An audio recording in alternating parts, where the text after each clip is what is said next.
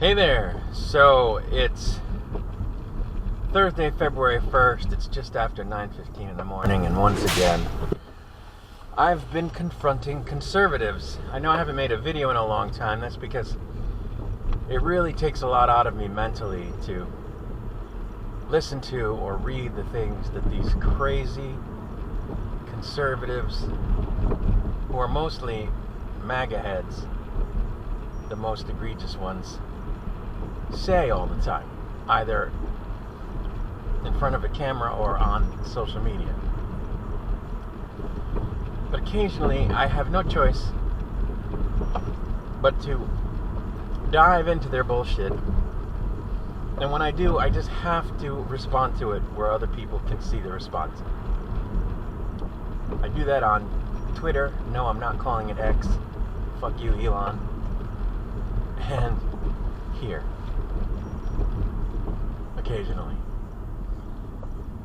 So what's the latest bullshit? The latest bullshit is, it's a couple of different things.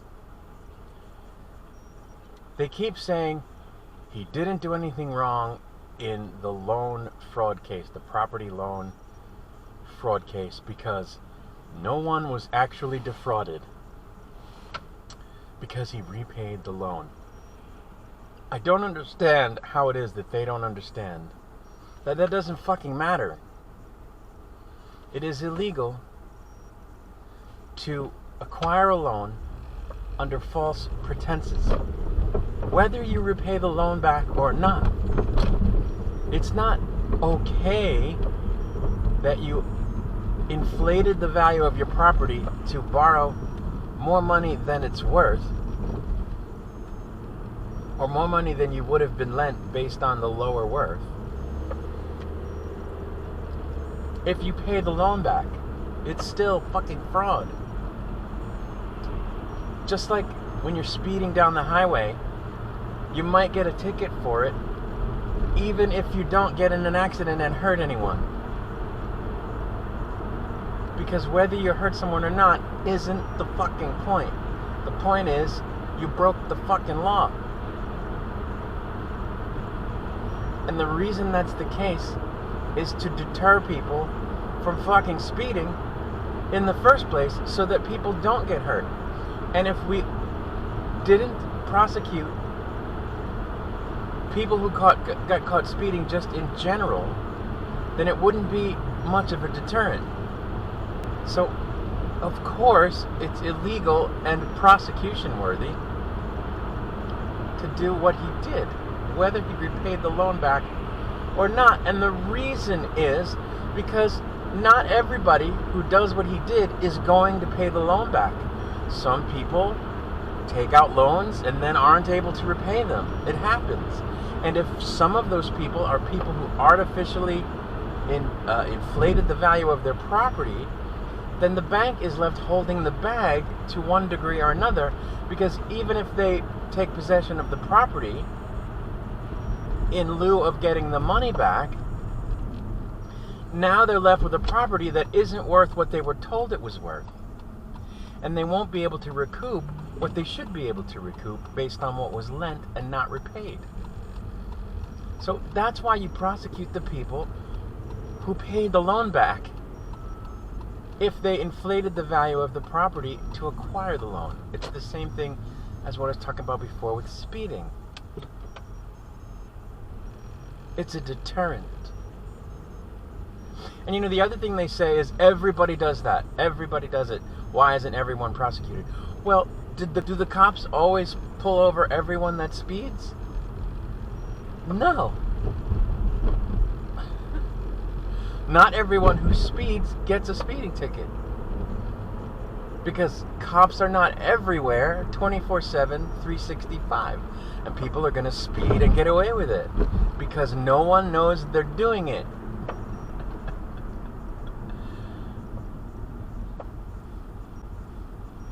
Not only that, sometimes cops know people are speeding and just don't fucking pull them over.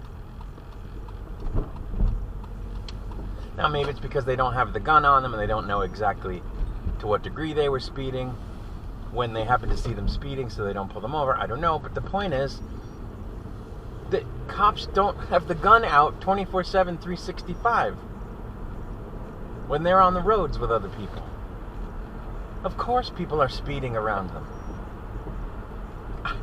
I drive for a living. I see cops on the road all the time going 60 in a 55 right alongside me.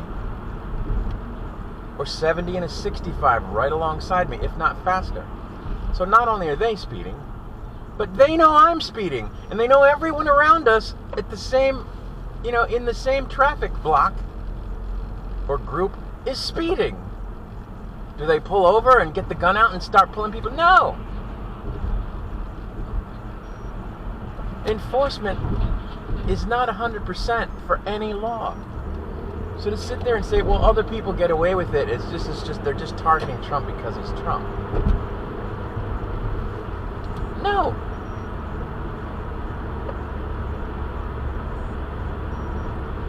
Some people get prosecuted when they break the law. Some people don't. Some people get caught. Some people don't.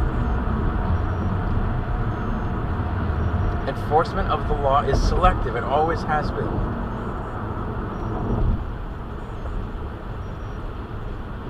Is that ideal? Of course not. Is it real life? Yes.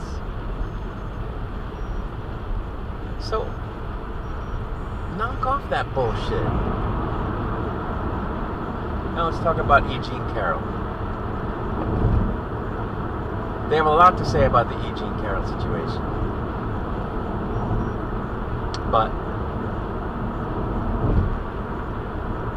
one thing that they say that drives me mad is he wasn't convicted of sexual assault or rape in criminal court. Therefore, it's wrong to assess fines against him and make him pay. There was no criminal conviction. Well, no shit, Sherlock. If there were a criminal conviction, he'd be facing jail, not just a fine. The reason he's being assessed a fine is because he was ruled liable for sexually assaulting her in civil court with a lower burden of proof than would be required to convict him criminally of sexual assault in a conviction case. Now, people who follow trials and stuff like that, who've been around a certain number of years, should remember that after O.J. Simpson was acquitted in a criminal court of killing Nicole Brown Simpson and Mr. Goldman, it was because, first of all, that happened because the state could not prove that he killed them beyond a reasonable doubt.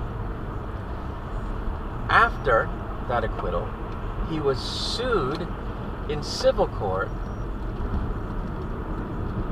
and found liable or responsible for their deaths when the state proved, or the attorneys proved,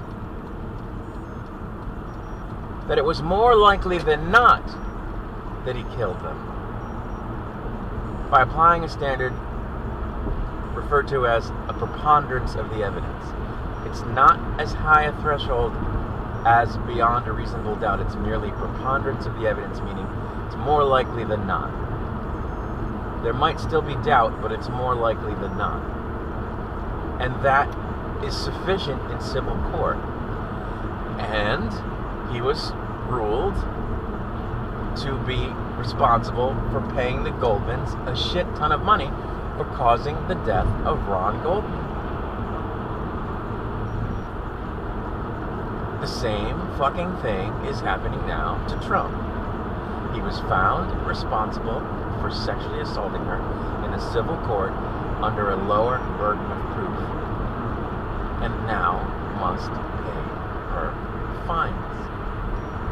So these people that think it's going to get overturned on appeal because it wasn't proven beyond a reasonable doubt or wasn't proven in a criminal court are fucking stupid. No, that doesn't mean it won't get overturned. There might be some other legal reason that it could get overturned, but it won't be because he was never proven guilty in a criminal court of causing harm to her. Because that's not required for a civil conviction. Ask O.J. Simpson about it. He can tell you all about that. So, I don't get these crazy people. I really don't. I just don't. They're perfectly fine with people going around falsifying the value of their property to obtain loans. It's fucking illegal. Doesn't matter whether you pay the loan back or not. Why would you want that to be okay? I don't know. I don't know. And then they don't understand the whole civil criminal thing. Morons. Anyway, anything else I say will just be rehash of what I've already said, so I'm going to get out of here, but I'll be back at some point to confront conservatives again. Have a good one.